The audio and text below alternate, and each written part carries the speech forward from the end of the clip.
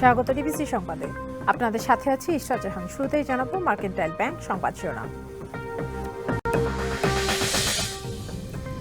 যুব ও স্বাস্থ্য উপদেষ্টার সাবেক 2 ব্যক্তিগত কর্মকর্তার বিরুদ্ধে দুর্নীতির অভিযোগের তদন্ত শুরু, অবিলম্বে ব্যবস্থা নেয়ার দাবি।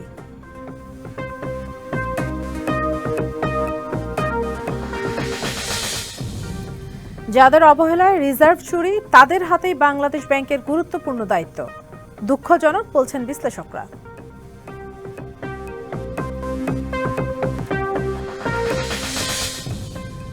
অন্তর্বর্তী সরকারের সব সংস্কারে একমত হতে হবে, এটি বাকশালী চিন্তা। দলগুলোর একমত হওয়া সুপারিশের বাইরে যাওয়ার সুযোগ নেই বলছে বিএনপি।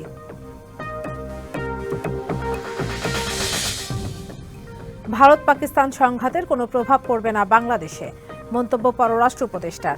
আগ বাড়িয়ে মধ্যস্থতা করবে না ঢাকা।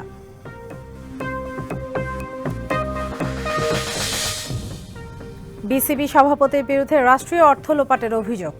একক সিদ্ধান্তেই এফটিআর এর টাকা সরিয়েছেন ফারুক, বললেন পরিচালক মিঠু।